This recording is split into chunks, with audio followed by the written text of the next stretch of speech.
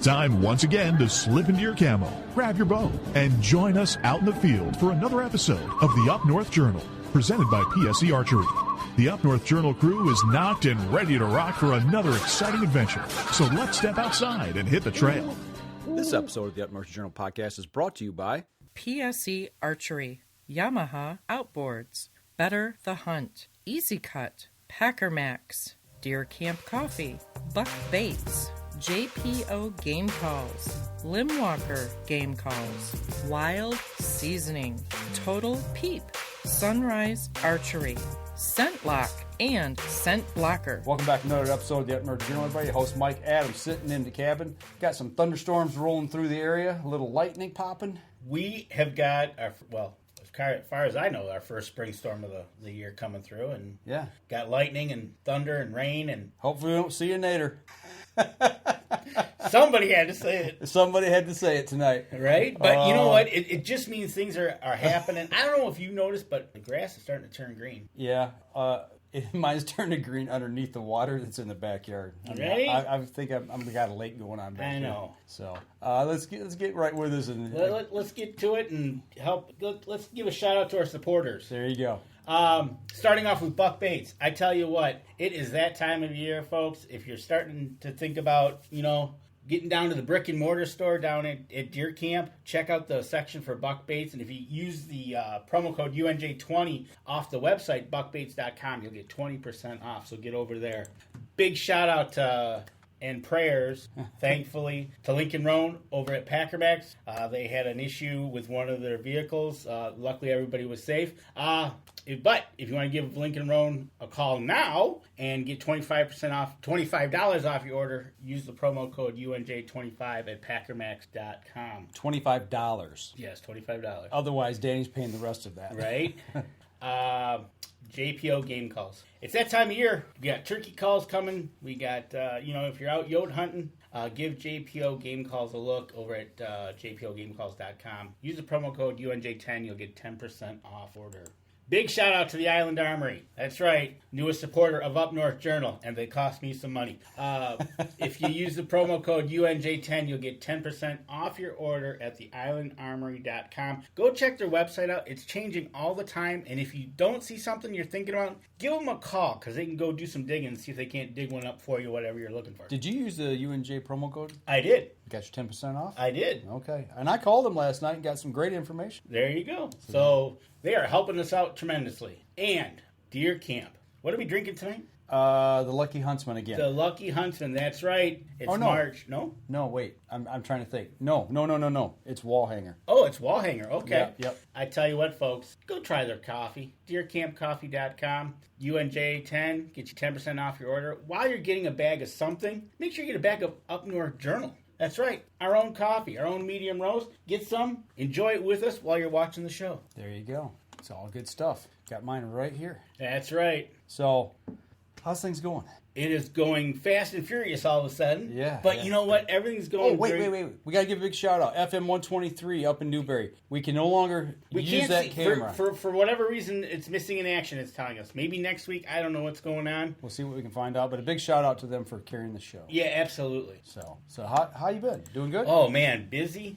Staying out of trouble. That work thing gets away. Of a lot of stuff. Yeah, and this warmer weather, like I said, the grass is looking greener, and the deer are still foraging for anything green. And I heard there's somebody that posted that they're still seeing deer with antlers. Both sides. Yes. Yeah. And that is a good sign that shows that they are good nutrition. Good nutrition. And not stressed. And you know what? I've seen does in the backyard. I have not seen any bucks. So if I see one, I'll let you know because I have seen them into March. Okay. So. All right. Well, do we just get right into it with our guest? Not just, it's our pro staffer from Indiana, and it's Mr. Mark Coleman, the birthday boy himself. Happy birthday to you. Happy birthday to you. See? You just don't get that anywhere. He's speechless. That's amazing. That was amazing. That's right. That was the icing on the cake after the dinner I had tonight. So thank you very much. There you go. We won't ask you how old you are. We know better. I'm pretty sure I'm right there, the same group you guys are in. So Yeah, we're all in that same decade, I think. we'll go half century plus. Okay, I'll take that. And we want to dedicate something to you tonight. We talked before this in the show. We've been waiting for years to do this, but we finally came up with a name for our little mossy oak gnome. Because Awesome. you've asked questions about him before, so Yeah. We're going to name him Maverick. I think that's Perfect. I think that's a Can't good think of a name. better name. Absolutely. So Maverick will be traveling along on our desk weekly. There you go. somewhere. Yeah, and Maverick may become the roaming gnome that shows up at some unique places. He might be. He has been known. To travel. He's been known. He's been known to travel. He has appeared in a few pictures here and there through the years. So That is awesome. So how you been? Good, busy, but good. That's part of the game. So very excited to be back home tonight. Anyway, Well, you've got some serious weather going on down there, so it's one of those things. It's that time of year. I think it is. Nader season. going green. You kill Come on, me. Danny. I know. He's from Alabama. What can I say? Tigers in that there storm. Come on. Right. But anyways, it is national. I think it is National Tornado Week in the schools. Okay. So, You say anyways, how is everything going? You've been traveling around different places, so kind of bring us up to date for everybody that's watching the show tonight on where you've been, who you've seen, and who you met. Yeah, so late February we had the Indiana Deer Classic up here, the Deer Turkey Expo. Got to represent a couple of companies at that space. Got to see some of our sponsors. In that same area. Actually, Packer Max was there. Got to talk to Lincoln Roan and his son. Talked to our South African hunt specialist team, Cobus. I can't pronounce their actual name. Cobus and Alana. That'll get you by. Yeah, There you go. Yep. but they were just 2 booths down from the Antler King booth that I was working. So we had opportunities to just interact throughout the day, which was awesome. They were that close to you. That's good. Yeah. I was like, hey, aisle 500, where's that? And they're like, you're standing in it. I'm like, oh, great. So I turned around, went to the end of it. There they were. But they had a different name on their background sign, so it threw me off. Right. And I was like, okay, these are the ones. So I did a live feed with them. Real nice people. They tried to talk me into a trip.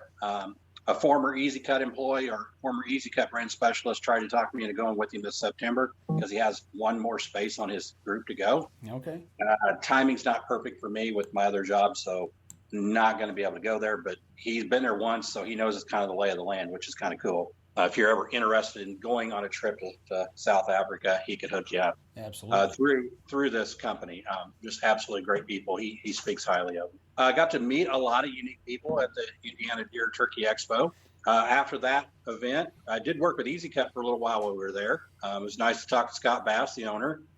He was doing his thing. Of course, he's all about marketing, and he does a fine job of entertaining the people that come up there. I did help him actually talk a couple people into, which wasn't hard to do, talk a couple people into buying some EZ Kut products, the Sling Pack, the pole saw, and the new battery-operated pruner, which is a very sweet little model, which will be coming onto the website really soon. You've got that, don't you?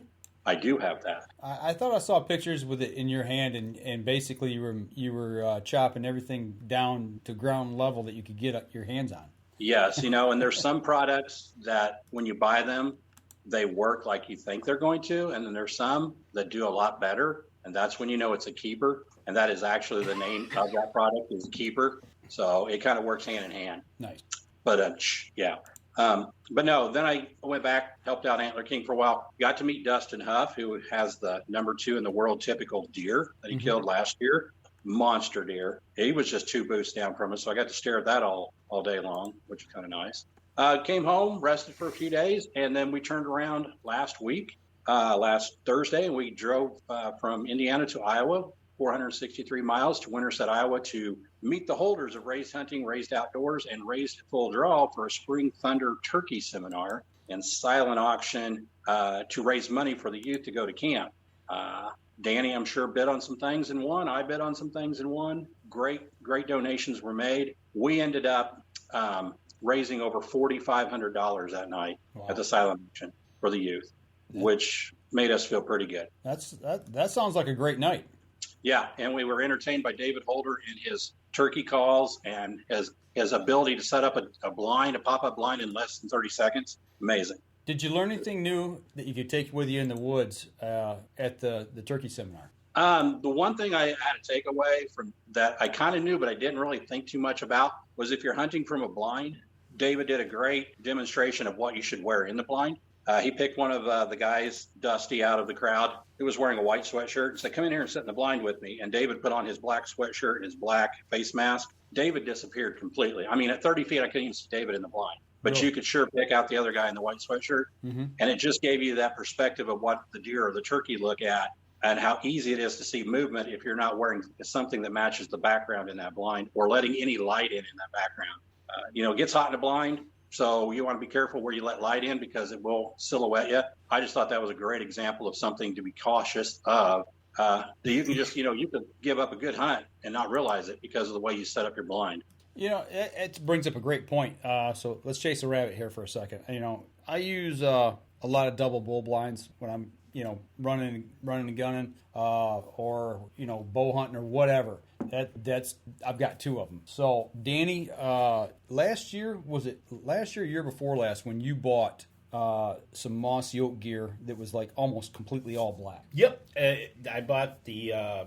Forget the name what they call it, but it is 99% black with a little bit of mossy oak camo in it. Mm-hmm. And exactly that's what it's for. It's for that, if you want to say urban dark style, sitting in the blind, it blacks you all out where that's what you need instead of having, because I've noticed this with different types of patterns. Any type of pattern, what it's put on can make a difference if it ends up being a lighter shade, a darker shade. Oh, the material itself. Exactly. Yeah, right. And just for instance, my cousin bought a pair of mossy oak rubber boots. Mm-hmm. And when he was coming out of the woods, his feet looked like they were glowing. Really? It was that light. Now, the mossy oak pants that he had on above it were dark. Okay. So just that different, but when you're in the turkey blind and you're blacked out like that, and like you said, Mark, you want to be blacked out because their eyesight's impeccable. Mm-hmm. And when you're, you don't want to be moving from window to window or if you do, move slow or when he's not looking. Good luck with that.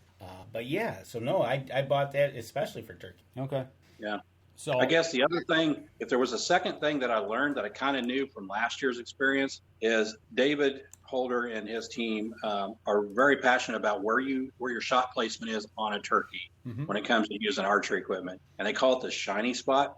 A lot of people like to try to reap their turkeys and shoot them in the head. Mm-hmm. Others try to shoot them, in the chest, take out those vitals. But David is a firm believer if you take out the shiny spot, which sits right at the top of their legs, you will not lose your turkey. Because I've never heard that. So what happens is you take out their use of their legs, they can't fly because they have to have their legs in order to get speed, to get their wings out, to get the acceleration they need to get off the ground. So if you take their legs out, they're gonna bleed out, but they're also not going to leave the ground and fly away, and then you can't find them.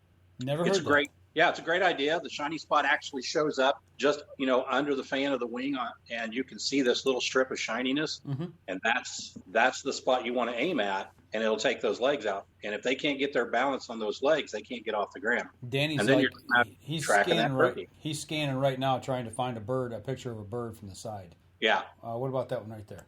Pop that thing up there. Let's see if we can pull this up. Can you bring that full or not? That is okay. All right, so we're gonna bring this up here. So you're saying it's just above the leg. Yeah. So if you follow that leg up, depending on how that turkey's standing, but if you follow that leg up right to where it meets the body part, there should be a little section of wing there that's a little shinier than the rest. Yep. And that little strip right there, what you want to aim for is right in that shiny spot, and that's going to break those leg bones. They're not going to be able to get off the ground. Okay. Yeah, that I guess that makes sense. I've never heard that before. Well, and someone put it in the perspective of this. When I grew up as a kid, we raised chicken. Yeah. And part of the way we processed chickens was we, basically put a post on the ground and pulled their heads off and flung them. And a headless chicken still has the functionality of being able to flop around and fly. Yep. Even after its head's been severed. Mm-hmm. So here again, here's a wild chicken perspective. you might reap a turkey and he may not have his brains or his head, but he still has the capability of flying off. Mm-hmm. He has the capability of flopping off into the creek. But if you take those legs out from under them, then they don't have as much resource to get away or be able to get, aerial on you and fly off. Right. So, I haven't done it yet, but I'm going to try to do that this year. And you're going to be using a crossbow or a bow? I'm going to use a crossbow. Okay. I'm going to take my compound bow with me, but I'm going to use a crossbow, and I'm going to use a mechanical broadhead that I think is going to do the trick. Absolutely. It's one of those things, especially when it comes down to it, when you're at that time of the moment, you're ready to release that shot, you aim, that's a good idea, man. You don't need that turkey running off on you or flying off.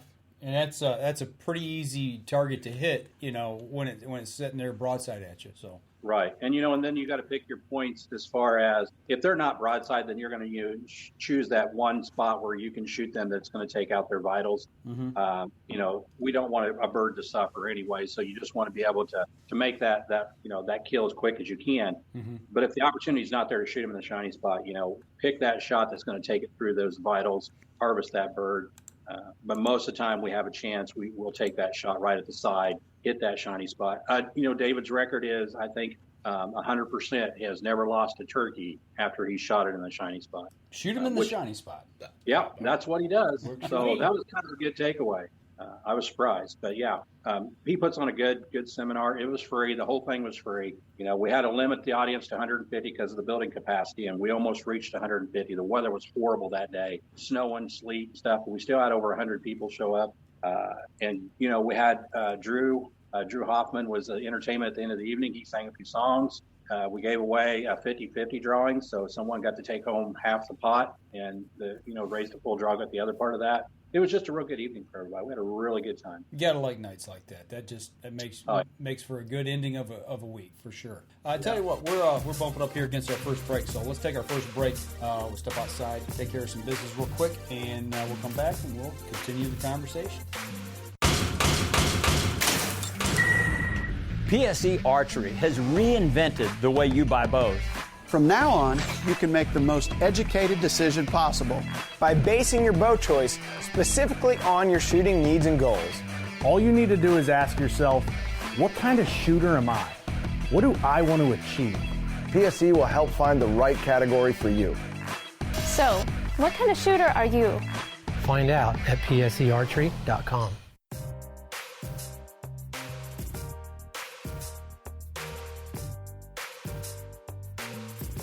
Welcome back. Second segment of the show, and coffee's getting a little low here. Good thing I brought another. I know. You got reserves, right? Two-fisted drinker here. Talking with Mark Coleman down in Indiana. We were talking in the last segment, we're talking about shooting a turkey in the shiny spot. When's your turkey season start, Mark? Too late. Way too late. 3 weeks too late. It starts April 27th. Oh, that's about the same time up here. No, our turkey starts strutting April. Well, they're already starting to show up on camera strutting. So usually by the time we get to April 27th, a lot of the hens have been bred. And it's about the same time as Morel Mushroom season, which everyone knows is my passion. Mm-hmm. And I've found mushrooms, but I've also walked up on a hen already on a nest of eggs. Yeah. So, it's that timing of it. And I get it, I guess. They structure this. I'm sure they have a logical reason. But it seems like it's about 3 weeks too late here. And we're just catching the tail end of the actual toms out there doing their business. I think it's purposely done.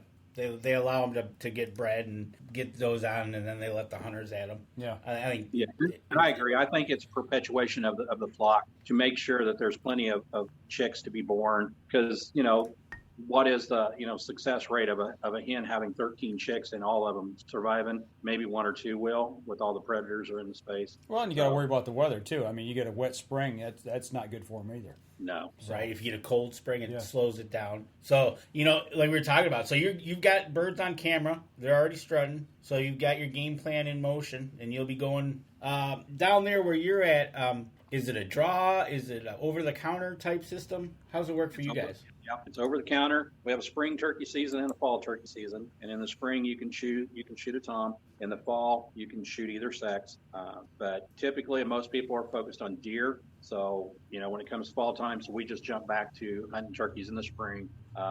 that's another thing that there's a certain time of day that people feel like the best time to hunt turkey. Me, I'm a morning hunter. I like to get out there before daylight. I like to hear them fly out of the roost, call them into the decoys, and have a shot at them. I've heard others like to hunt between 9 and 2, and even some that hunt between 2 and 6 p.m. Depending on where you're hunting. Now, if you're hunting in a state park, there are certain rules and regulations around what time you're allowed to hunt up to before you have to leave the woods. So, okay. Hunter safety is definitely an important thing if you're out there, around a state park. Yeah, I love mornings. There's nothing like getting out there, right before the sun pops up and you hear that first gobbler belt off on the roost. I mean, there's nothing like it. Goosebumps, yeah. Yeah, it makes me tingly all over just thinking about it, man. I just cannot wait. Problem is, this year, the way our work schedule is going, I don't even know if I'm going to be able to get in the woods. I hunt a lot further north, so I like to hunt, in May. That's the best time. There's no snow on the ground usually up there. But to me, it's a lot warmer. Birds are active. But this year, right now, I've got 2 weekends that I already don't have plans that I can hunt. And something tells me the way things are going at work, both those weekends are going to be full. So we'll just have to wait and see. But I'll get an over-the-counter tag if I go, and just, it'll be a kind of a spur-of-the-moment deal where I'll jet up after work on a Friday night if I've got the weekend off. Yeah. Now, I've got some vacation time left, so I've taken the last week of April and the first week of May off. So I got 2 full weeks. I haven't taken 2 full weeks off together in 15 years. So it's going to be a unique experience just not being on the computer for 14 days. Right.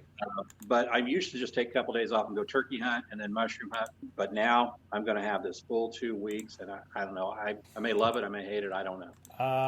The last time I did that was in 2003. And it was to do a major renovation on the home. So it's been a while. What do you got there, Danny? Well, one of our listeners, Adam Wynn, who's listening to the show right now, sent us some pictures over Facebook. Can you pull that up any tighter? No, that's as big as I can get this. Okay, so we'll see what we can do with it there. It looks like a bunch of birds, man, right there, all flocked together. Right, exactly. You got some birds all flocked together here. And then got one with a beard. There we go.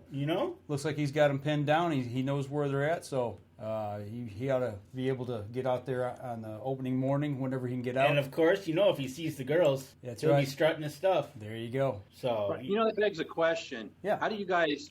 I'm fairly new to turkey hunting. I've only been doing it for a couple of years. Mm-hmm. How do you go out the night before? I've heard of people go out the night before and do like a crow call or an owl call to locate the gobblers in the roost. So does that really work? I've never roosted birds. I know where birds typically roost on our property. I have the luxury that usually I'm the only person on a square mile of property, and there's an oak ridge that runs down one side of it. And I know the birds are going to be either on the north end or they're going to be on the south end. They're going to meet somewhere in the middle. So I go out, I literally walk out of the cabin, stay in there, and depending on if I've seen birds, if I've seen them on the south end, I'll go up to the high spot on the south end and I'll call, like a crow call or an owl call, right before, day, right as day is breaking, right at legal shooting line. Now, do you have a call that you use, or you just do your own mouth call? No, I got a call that I use. Yeah, I've got an owl hoot call and a crow call, and I usually use the owl call 9 times out of 10. Well, that's good that you said that, because I was going to make you demonstrate your mouth call if you didn't use an actual call. Who cooks for you? Who cooks for you too? There you go. There you go. That's awesome. But it's one of those things that you got to get out and try it, because it's one of those. I've done it in the morning, and when you get that response back, or even when you're just opening up your car door and you're standing there and all of a sudden you start to hear them fire off, they're still on the roost. It's just, man, you know how it gets. You get that up the back of your neck, your hair stands up, and you're like, all right. You're starting to fumble the shells trying to get them in the gun and get running down the trail to get to them. Right? But is there, since you're on a farm and you kind of basically know the lay of your land there, is there a certain area that you're going to be 99% sure that these birds are going to be at?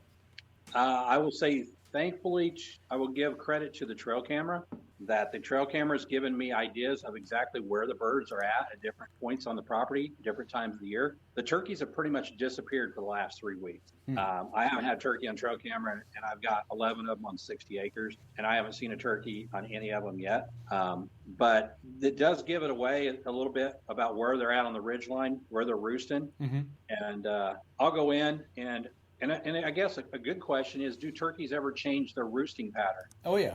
And if they do, what's it based on? Is it based on the weather? Is it based on the wind? Is it based on the time of year, the foliage? Predation. It's also dependent. It also dependent on pressure. Yeah, how much pressure? Because I have deer season, and when I go in on deer season early mornings, I'll spook them. Mm-hmm. And as I'm in the stand, I'll hear them fly down from the roost, and I'll be like, oh, they're up on that ridge. Yeah. Then on my way out, I'll swing by there, and I'll see, the droppings underneath the tree, knowing that they've been using that every night. Right. But in springtime, it doesn't. Oh, we lost audio there from you. Give him a second. He'll come back. Hopefully it'll come back up. Adam Wynn says, biggest adrenaline rush from me comes from turkey hunting. Absolutely. Totally agree there. It's just the amount of noise that they make when they gobble or come on a fly down is just incredible. It gets you fired. Right, exactly. So we got you it's back. It's almost as much entertainment though to listen to the hens when the hens get together and they're just clucking and purring and clucking and purring. Mm-hmm. And it's I don't know, it's mesmerizing to listen to. Mm-hmm. And if you're not paying attention, Mr. Tom shows up and you're not ready for it. Absolutely. But we have a set of woods next to us that's all hardwoods. The 60 acres we had was timber. The timber was harvested off of it 22 years ago. Okay. So it's just never going to get back to where we actually have a canopy. But the neighboring woods is these very, very large hardwoods. Okay. And that's where most of the turkeys are hanging out. And then they kind of just gradually feed their way over the property line. Mm-hmm. So we kind of set up and we ambush them at that point where we know they're going to come over the property line. I was going to say too, it's something else that change it. It might be, you said seasonally they'll be in one spot versus another. Food source. You know, wherever the food source is at the time and where it's located, it could change that pattern as well. Yeah, I agree. So, any thoughts there, big fella? I'm looking. Keep talking. He's looking for something. Actually, that's how Danny and I first met was turkey hunting. Oh, really? Yeah. We met through an online internet hunting forum. It was people from all over the United States, and lo and behold, us two stumbled into each other on this hunting site, and like, hey, what do you think about turkey hunting? We chit chat for a while. I've never done it. Would you meet me at a McDonald's? Yeah, so we met at a McDonald's where it was safe to meet somebody, and we're both told, you don't know what he's like. He can murder you. I mean, we get all those stories, But anyway, long story short, that's how our friendship started. Was turkey hunting. Now you're birds of a feather. Wow. Yeah. It's the story of his first hunt is pretty incredible. It is incredible. It's funny, and after the first day, I know he thought, he goes, this guy doesn't know nothing about nothing. We didn't hear a bird, didn't see a bird. And then the next morning, we went out and got him on 5 times, and it took him forever to shoot. I mean, forever. They went past us. I mean, all the way past us, and I'm like looking over at him. I'm like 20 yards to his right. Did you want me to shoot 1 or 5? And, from my perspective, they were single file, but from his perspective, they weren't. And I didn't know that. Okay, so, Danny, it's time to defend yourself. So is that the story? Is that accurate? I know it's been a few years. No, actually, it's so we were about 10 yards apart when he was over my right shoulder and behind me. And they came from our left straight in. And what happened was... they came in about 60, 70 yards out in front of us. Yeah, and they got hung up. And what happened was they got hung up. He's calling... You got to watch the video of it all because he starts fighting with a hen. And that was when I learned that trick. But then... It's funny because all of a sudden, out of nowhere, one breaks and they all follow in a line. I mean, it is like they just come on a beeline right at us. I knew if I could get a hen to break or just one time that they would all, because they all followed each other out in the field. And one hen was putting, and I got to really getting after it on the call, on a slate call. And her head picked up and turned, and when she did, she started coming over. And I was like, it's game on now. And all of them towed in a line. At least that's what it looked like to me. It was. And they went right past him. And I'm looking at him like, what are you waiting for? I mean, all 5 times. And then the last one got like in front of me, and they all kind of stopped. And when that last one in line stopped, and it kind of turned and looked at me, trying to figure out what I was, I'm like, oh, the game's up now. They're gonna fly away or run off. And he you could tell he's getting nervous, and he turned to go back the same way he came. And when he went, they all turned, and they all went single file back again, right in front of him. And he shot the last time, double bearded. Oh, nice. So it was... Ruined him. Yeah, it was pretty awesome. And it was one of those things that It was amazing to that effect. And is this it? Yeah, this is. Well, we'll throw that up there. We'll let this roll in the background here as we're kind of talking. Maybe you can check it out there. So a double beard, that's not very common. No, not at all. My brother shot a bearded hen one year, and I thought that was but a double bearded tom, I think I could handle. I've seen one bearded hen, and I've seen a couple. I don't know, maybe half dozen smoky grays. Okay. Which to me, those things are just cool looking. I loved it when I see one. So tell me more about a smoky gray. What exactly is it? It's just a really light colored gray looking bird. I mean, they're instead of having all the plumage of the browns and golds and all the different colors, they're just like a grayish white. So I could be a smoky gray? You could be a smoky gray. Yes, you could. So literally, it's like looking at them in a gray view. Everything dark is now white. Everything is light is gray. And in a field, you'll see them. You need to scan up on that a little bit. All we're seeing is grass there, buddy. I think all we're doing at that point, all I'm doing right there is, I think that's what I'm calling the hens in before I pick the camera up. Right. And eventually the camera comes up. Yeah, and I was going to ask you what you were calling with, and you mentioned a slate. Yep. So do you feel like you're pretty talented with a slate, or? I'm better with a slate than anything else. Okay. Mouth call. I like to use a mouth call when I'm, if I'm using a shotgun or a bow, obviously. It gets me hands free. But maybe if I'm running camera or something like that or calling for somebody else, I'd rather use a slate call. Right, exactly. And what's nice about a slate call is it's a great sound.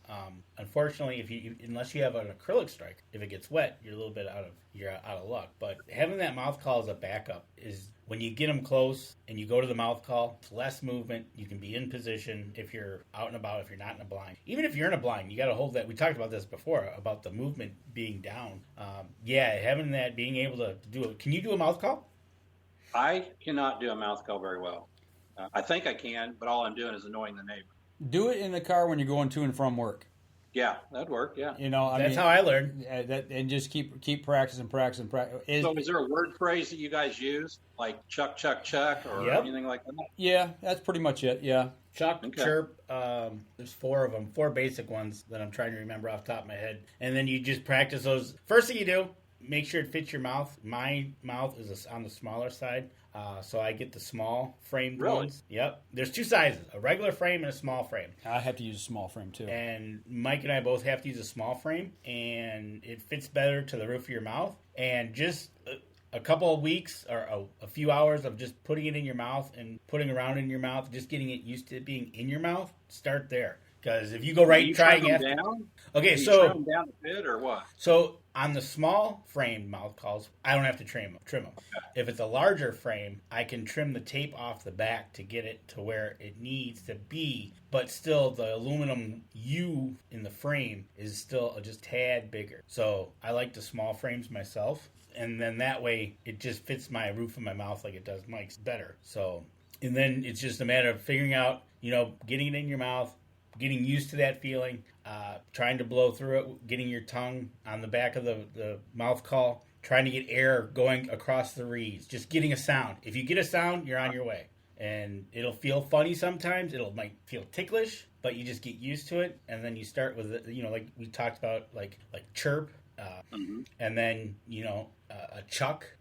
And then you just get your tones going. What you can try to mimic, do you have a box call? Yes. Okay, so here's a good tuner, is you take the box call and you do the box call and you try to mimic that with your mouth call and see if you can tune it into the same pitch. And then it's almost to the same, your box call and your mouth call will be tuned the same because you practice it, because you have something to practice too. Danny, you're getting ready to shoot right here. I'm sorry. Yeah, I'm going to shoot here real quick. I shot. There he goes. Bird down. So... it's one of those things, you just got to practice, and your dog will love you.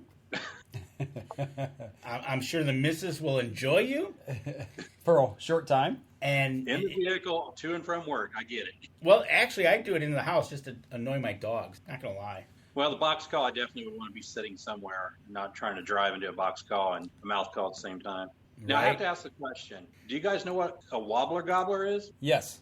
Okay, so I was introduced to a wobbler gobbler my first turkey hunt by my brother, and we were kind of set the stage the same way you had. Hunter in the front, brother behind me doing all the calls.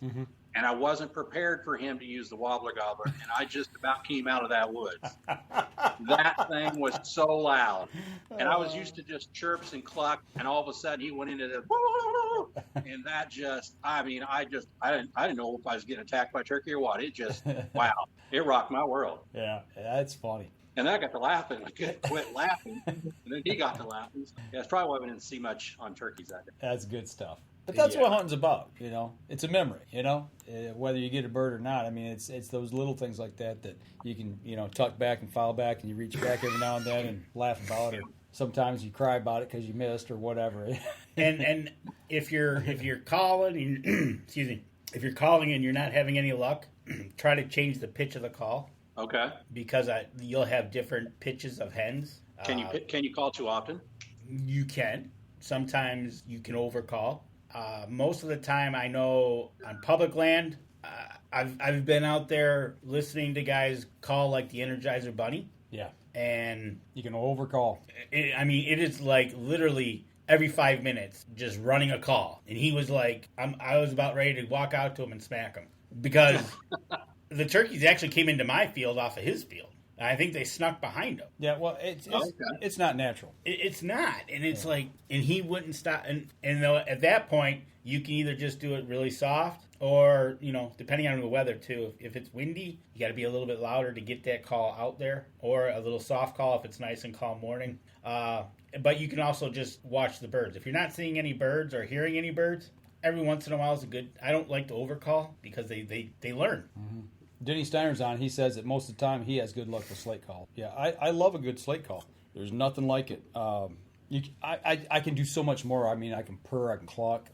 You can do the fight. There's just so much that you can do it. You can hit different spots on that slate call, and they'll sound different. You make it sound like different birds. So I just think there's a lot more versatility. Compare turkey calling to someone who knows how to play a musical instrument and somebody that doesn't. Yeah. You can definitely tell the difference between someone that has the skill and makes a good, joyful noise, and someone that's just trying to make noise. Yeah. And I think that's kind of what the birds hear that. They're like, that's not even a real turkey. But if you can get that down pat where you do mimic a turkey, and it confuses them to where they do think it's real, it's just kind of like listening to someone that can play guitar and someone that can't play guitar. Yeah. You can pick up on it pretty quick. Well, you're trying to fool nature, because typically, they'll call to each other, and all of a sudden, here come the hens to the tom. Tom doesn't come to the hen. I mean, they'll meet them part way, but they don't they don't close in to seal the deal. So you're trying to force that tom to do something that he's not used to doing.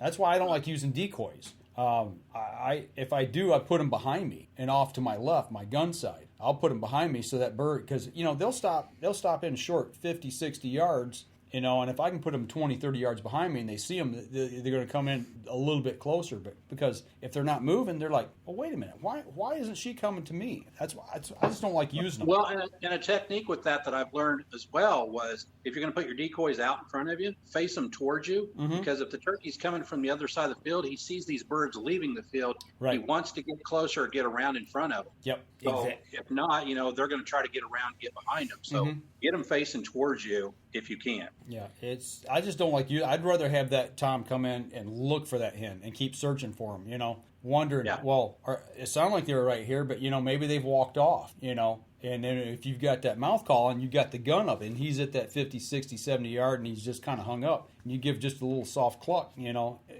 just enough for him to pick his head up and start looking and come after it. If the decoys are there, he already knows where they're at. So that's why I don't use them. I don't like them. And some people swear by them. Some people won't use them. Yeah. It's what you're feeling or what kind of method you're doing. How are we doing on time? We need to take a break. We're 23 minutes into this segment, so we'll see what happens when we start talking turkey. We'll come back. We'll keep talking turkey because there's a few questions I'm going to throw out. Okay, we'll be right back after this. PSE Archery has always dominated the speed category. Now, the most revolutionary cam system ever to hit the market has perfected the shooting experience. Introducing PSE's Evolve Cam System, featuring extremely high let-off capabilities and the smoothest draw cycle in history. No other cam system has ever delivered this level of total comfort and total control. Experience PSE. Experience performance.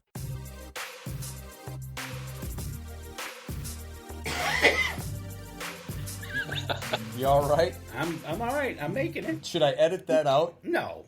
Leave it He in. swallowed that turkey call, I think. Right. I think so. I think he did swallow it. And big shout out to JPO Game Calls, who has a big assortment of mouth calls to choose from, Slate calls as well. Absolutely, and Tammy's got a good trick that was taught to us about using a wrapper from a For scratching? candy bar. For scratching? Yes, to make it act like it sounded like a turkey scratching. Mm-hmm. If you're on the bare ground itself, you can just use your hand in the leaves if they're dry. If they're wet, they're kind of more quiet. But you can act like when you call and then you brush the leaves or use the wrapper, it sounds like the turkey is scratching as they're calling. Mm-hmm. So it just adds to the realistic event that you're trying to portray that's going out there.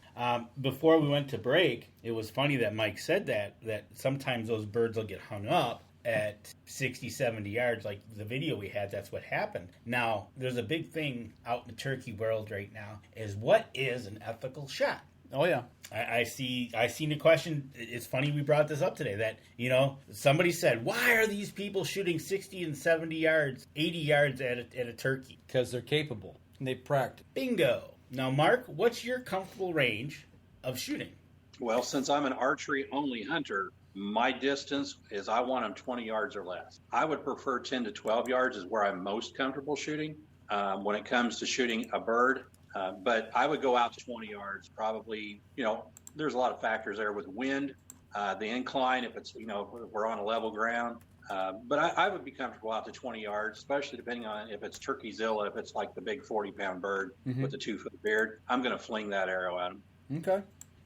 And that's the whole point of this is what is your comfortable range? And it's now granted the TSS shot that they're giving out or you can buy. Oh, they're giving it out? No, they're not giving it out. Danny's giving out TSS shot.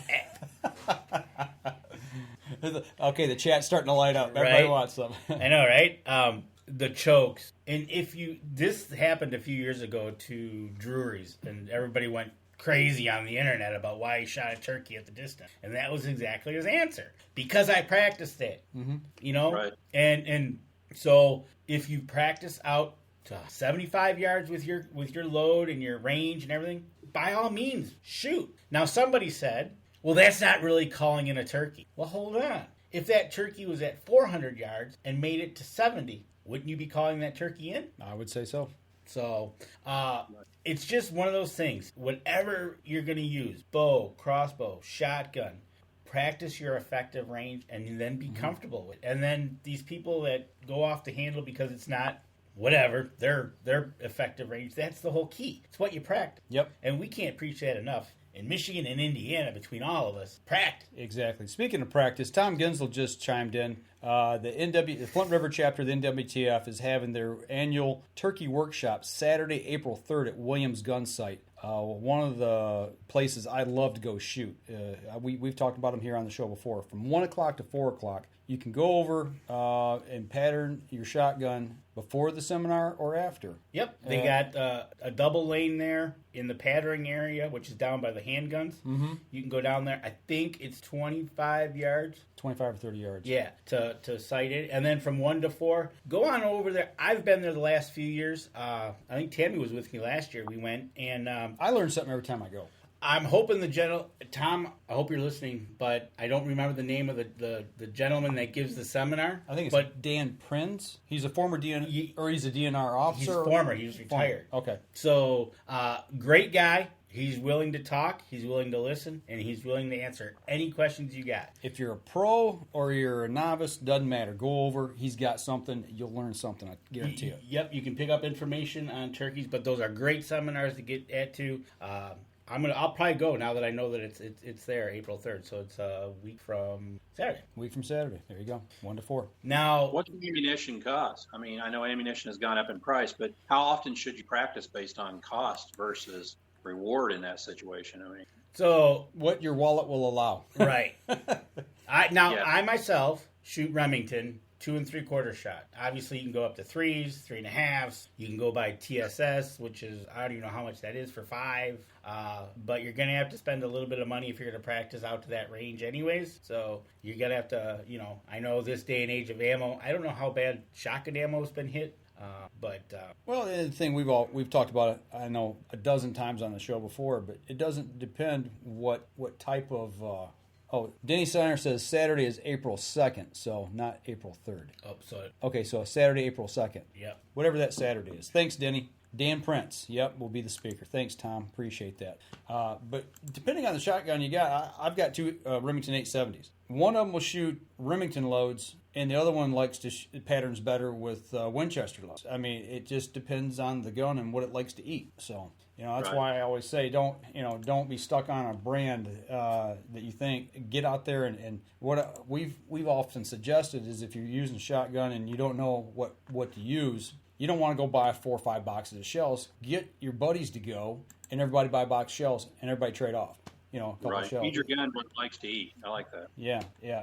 To me, it's key. I've told this story, I bet you a dozen times on the show, but my father, he had a Winchester Model 12 pump shotgun, and he went out one morning, and he missed a bird. And he went out that evening and missed a bird again, and he was fit to be tied, and he come back in. He said, "There's something wrong with this gun." And I said, "No." I said, "Is there something wrong with the shooter?"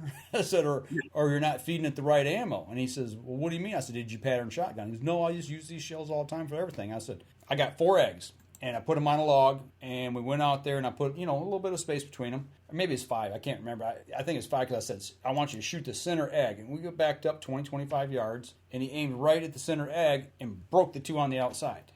Completely, so he had a hollow shot. The pattern was hollow for what he was shooting, and we changed ammo in it, and he was fine. Killed the bird. So he just didn't take the time to put the pattern in the shotgun. So the son taught the father something? Yeah, taught him to take the time to pattern the shotgun.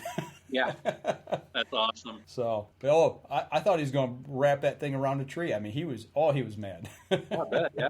But yeah, so it just goes. That's another important thing is to go pattern your shotgun. Yep. I mean, that's priceless. There is no doubt about it. But yeah, everybody buy a couple boxes of shells and swap with your friends. I mean, hopefully you've all got the same length of shell. Obviously, 2 3/4 or 3 inch or 3.5 inch Magnum. Obviously pay attention to that. But take them out. Even if you got the same model shotgun pattern, because like I said, I got two 870s and one likes something that the other one doesn't. I mean, they pattern different. Don't ask me why. I don't know. They just do. It's kind of like hats. They all kind of fit a little different. They all look the same, but they fit a little different. Yeah, that's a good way of putting it. And if you're going to use a shotgun, whatever gauge you want to use, go right ahead. There you go. Whether it be a 12, a 20, a 410.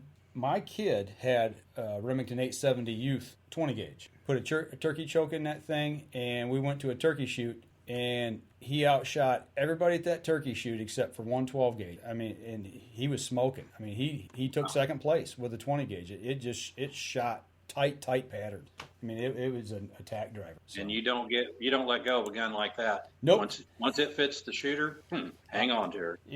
And there's times I would rather have a 20 gauge, depending if I'm hunting in some thick, heavy cover, because you can get around a lot better with that 20. It's just a shorter barrel. It's just easier to maneuver through the woods. So, Mike, tell me about the hat. I can't read it from here. What's on your hat? This one here. This is PSE. Okay. It's just it's one of their newer style logos. Nice. So I probably got I can read Danny's is pretty easy to read. Right. But okay, so talking about next week, are you going to the Illinois Deer and Turkey? Yeah, so the Illinois Classic's coming up April 1st, 2nd, 3rd. So that's Friday, Saturday, Sunday. So I've been asked with Robbie Pruitt of Antler King to go over, and it's in Peoria, Illinois, which is about a 2.5-hour drive from my house. Go over there and spend a couple days. I've never been to the Illinois Classic, so this is going to be a good opportunity for me to kind of get a good feel for what it's like to see something out of state compared to the Indy Deer Turkey Expo. Kind of looking forward to seeing some of the familiar vendors that I've seen in Indy, but I think the biggest thing that I really want to go see is Dustin Huff and his number 2 in the world typical deer that he harvested last year. Mm-hmm. I got to talk to him in Indy, but it was really, really busy. So I would like to go ahead and talk to him some more in Illinois Classic and see what his game plan is after all the shows, because I hear he's a really good singer-songwriter as well. Okay. I just kind of like to pick his brain a little bit there. How big was that deer? Do you know? Right? 211. 211. What was it? What was that deer called? The Huff Buck. It's called the Huff Buck. HUFF. Danny's going to call it up here real quick. Well, the reason I asked you to make sure that that you are going, it seems that Mr. Denny Steiner mentioned that. So I'm asking, is Denny Steiner going to be there also? And if he is, stop in the booth. So Denny, head over to the Antler King booth. Look for Mark Coleman. And Mark, you got to get a picture with the one and only Denny Steiner. I would love to do that. We'll probably do a selfie. We might even go get lunch together. You never know. We've had lunch with Denny half dozen times probably at ATA. He's got. Let him by, or he's got some great stories. He might even bring some deer jerky. He brought some deer jerky for us one time. But no, Denny's a great guy. He's got a million stories, and have him tell you about the elk, the 100+ yard shot on the 100-yard elk. Oh my, I definitely will pick his brain on that one, because I haven't hunted elk yet. I say yet because that's one of those bucket list items. But the bucket list is intended to be used, not just talked about. So mark things off that list. A list is supposed to be checked off, and you don't just make it and leave it. So if you've got a bucket list, I would challenge you to at least mark something off once a year, if not twice a year, on that bucket list. There you go. So officially, from what I'm reading, the Huff Buck is netting at 211 4/8, which is 2 1/8 shy of Milo's. So it's going to end up being the number 2. Wow. And that's a nice buck. Yes, and up close, I mean, the mass on this deer is just unreal. And the symmetry with it being a typical and just a little bit of a deduction with a forked brow, it is. And ironically, we were at the Indy Deer Turkey Expo just back in February, and I was over admiring this deer when another gentleman walked up, and he had the shed antlers from the previous year that he'd found, and he brought them up and showed them to Dustin. It just, to find the sheds and then to see this deer harvested the following year and how many inches it put on between those two. I think it was 180 or 190 was his sheds. It was just unbelievable. So I put on 20 to 30 inches. Yeah. And then I, of course, being that I'm from Indiana, I want to recognize that this is an Indiana grown deer, because we're always talking about other states like Iowa having monster deer. Yep. But Indiana can produce them. And I mapped it out, and it's right at 100 miles from my farm. And I'm wondering, can a buck really travel 100 miles to come see me? Probably not, but I sure would like it. I want those genetics. Right? You know what? I was just about to say, you know what can travel? Is the genetics. That's right. Yeah. Yes. So you never know. And Denny says he will be there on Saturday. So what booth are you going to be in, Mark? Antler King. Antler King. So Denny, stop over to the Antler King booth. Make sure you see Mark and give him a handshake. Yeah, and if you go to the Antler King Facebook page, I think Robbie just posted what booth it'll be. Okay. And I'll be there Friday and Saturday. I may be there Sunday, but I think I'm going to probably make the trip back home Saturday night or Sunday morning. Gets prepared for some things. I got some food plots I got to get in the ground. If I've got to get those. Right. Well, I tell you what, I don't think you can miss the Antler King orange booth. Yeah. And gentlemen, I'm about 5% on my phone, so I just want to give you a heads up if I disappear here shortly. All right. Well, I'll tell you what, let's take our last break here right now, and we'll come back and we'll wrap up the show because we don't have a whole lot of time. So we'll be right back after this.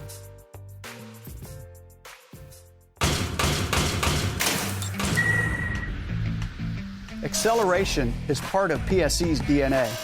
PSE pioneered the speed movement. Now they've developed the vapor category to help you find the most powerful bows on the market to fit you. High speed equates to intense power and building the momentum you need to be successful. Are you a vapor shooter? Find out at psearchery.com.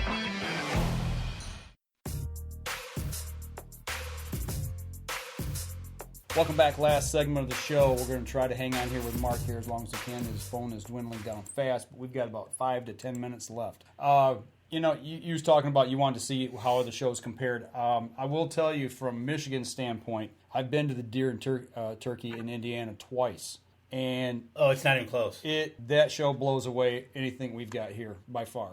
We've got some good shows, but that show is so huge. The Deer and Turkey up here used to be good, and then it just took a nosedive. I think that last year that you and I did it for Remington was the last year that it was even close to being something. Right. Yeah. And after that, it took. Well, I heard that the Iowa one in Des Moines is the best. It's like 2 full floors, and it's like 4 times the size of the Deer Turkey Expo in Indy. Okay. And 2 floors, and it's just like 3 or 4 football fields long, 3 or 4 football fields wide. I mean, that's the ultimate to go to. Okay. One day I'll get to visit that. That in Harrisburg. Harrisburg, yeah. Harrisburg is supposed to be the public show. Great American Outdoor one or whatever that's called. Yeah. That's huge. But it's got to be before or past now the COVID times, because I guess that put a dent in a lot of it. But yeah, I'm expecting you should have a great time down there at that show for sure. Well, one thing I did want to kind of bring up before you jump off here tonight is, one, bad weather, be safe, find a place of security, plan your trip out before you go out, make sure you check the weather. But it's talking about Morel Motion, because a lot of people believe that a good thunderstorm makes the morels pop. Why?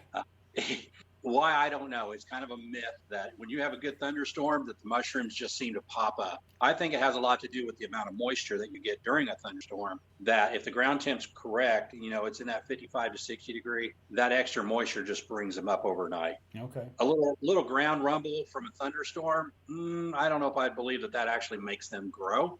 But I've been hunting them for a long time, and there's always been those moments of, why do I do better on this day than I do that day? But no, I'm chomping at the bit to get out there. Probably we'll go out about 10th of April and check some property areas on the south-facing slopes, because they warm up the fastest. So that'll be my primary areas to go look, and just see if I can't get, that first find of the year. That's always, like the most exciting, is when you find that first one, it's game on. And then you got about 15 days before the season really pretty much it dwindles in that space. Now I can travel an hour north and, be 3 or 4 days still of the season left before they start going the other way. Okay. That's kind of the game plan here. We're finding them in Georgia, Alabama, Tennessee. Someone found a black morel in southern Indiana, so I know it's coming here in a couple of weeks. We just got to get those overnight temps a little warmer. Now, you get a bunch of them, and you want to preserve them. Can you freeze them?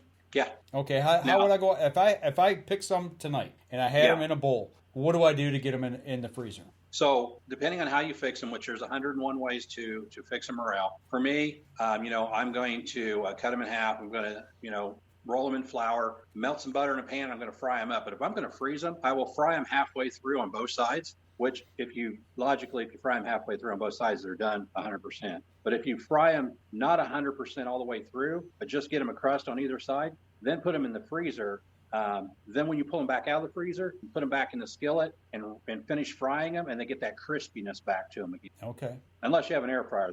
I've got a new air fryer this year, so we're going to try the air fryer on them. But that's how I do them. I will halfway fry them and then put them in the freezer, and then about Christmas time, pull out a bag of them, throw them in a skillet, and and have that delicious taste somewhere other than just in the springtime. There you go. That'll work for me.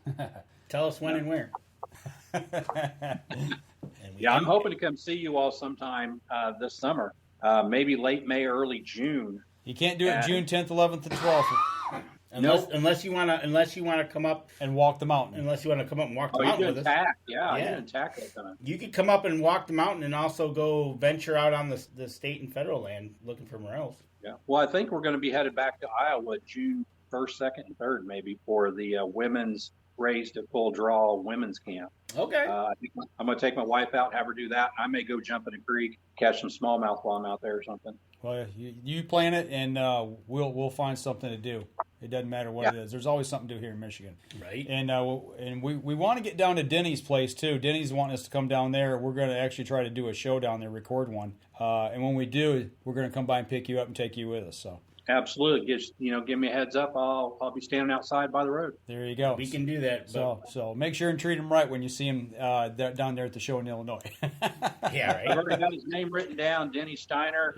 Illinois Classic, selfie, maybe even go live. You never know. There you go. And be sure to ask him, tell you a few stories. He's got some good ones. It'll be a hoot. So. Yeah, and I want to give a shout out to Tammy the Delp. I know she's been watching, following along tonight, so appreciate her being on. Absolutely. Yeah, she had some comments about something that we were talking about earlier. Yeah. About Slick It here, so. Yeah, right? Yeah. But anyway, it's I think that's what Danny choked on earlier was that. Well, I threatened to kind of give him a mouthwash with it here, help him to let the food slide down and out a little quicker. Don't make me get Junior out. Oh man, we didn't didn't talk about that tonight. No, we didn't even. Danny's got a new toy. Hold it up here real quick before we go, and we'll talk about this another night. So. Oh. Yeah. What have we got there? So he's asking you. He said, "What you got?" The 300 Blackout by Diamondback. Oh, he's going to build him a deer rifle. From the Island Armory, huh? Yep. That would be from the Island Armory. Absolutely. That is sweet. He beat me to it because that's the gun I want to build. I want to build a 300 Blackout for deer hunting. I was going to say, is it for squirrel hunting? Yeah. Squirrels shoot the tree? Squirrels are big up here. Yeah, they're really big. But I picked it up. Matter of fact, I picked it up this afternoon. I got to obviously get a scope and something other for the front end of it. And we'll put it all back together. Oh, look at that. Denny's going to... Right, and Denny's going to bring the selfie stick. There you go. He's ready for you. There's going to be pictures to be had. Yeah. That's going to be awesome. Right. So, but no, I picked up a 300 Blackout, and I'm excited. So stay tuned on that. So the Island Armory set you up pretty good then, right? You had a good experience with them. You know what? Speaking of the Island Armory, actually Mike called him last night with some other questions. Mm-hmm. I've talked with him about whether it be the 300 Blackout, a suppressor, other information, a scope and everything. They absolutely, every time we've talked to them, I've stopped by a few times, 100% great couple. They work together. They're NRA instructors and everything. So, yeah, definitely a great experience. I can't wait to do some shooting with them. That's what I look forward to. But, I gave them a call last night about more about a legal question and walked us right through it. Hats off to them. I mean, they've got the information, and they'll definitely set you up. And don't forget to use the UNJ promo code for that 10%. Yep. So check their website out if you're looking to buy something, whether it be ammo, optics, a gun, or anything like that. Check it out. Got any questions, give them a call. Jason or Natalie will definitely help you out. All right. Well, before your phone dies, we're going to wrap up the show. So absolutely. Remember, everybody listening to the podcast on iTunes, give us a like, follow, or actually give us a review over there, if you would. That helps us, helps our supporters. But also give us a like, follow, share on our social media pages and our supporter pages as well. And do us a favor, share the show. And if there's anything you guys and gals want us to cover in some future episodes, drop us a message. Let us know what you'd like us to talk about or cover, whatever topic. And, if you know somebody that'd be a good interview, let us know that too. So. Yep, absolutely. And then we'll see what we can do. All right. Next week? Question mark. Okay. We got people that say we're working some stuff out to try to get some people on. Exactly. So, all right. That's going to do it for us this week, folks. As he said, make sure if you're out in the woods and the water, have a plan. Let somebody know where you're at. It's getting to be that time of season when storms can come up quick. So y'all take care. Be safe. And we'll see you again next week. This episode was brought to you by PSE Archery, Yamaha Outboards, Better the Hunt, EZ Kut, Packer Max, Deer Camp Coffee, Buck Baits, JPO Game Calls, Limwalker Game Calls, Wild Seasoning, Total Peep, Sunrise Archery, Scent Lock, and Scent Blocker. Thanks for listening, and join us again here next week. Until then, remember, as we always like to say, if you're out on the water or in the woods, shoot straight and be safe. Until next week on the Up North Journal.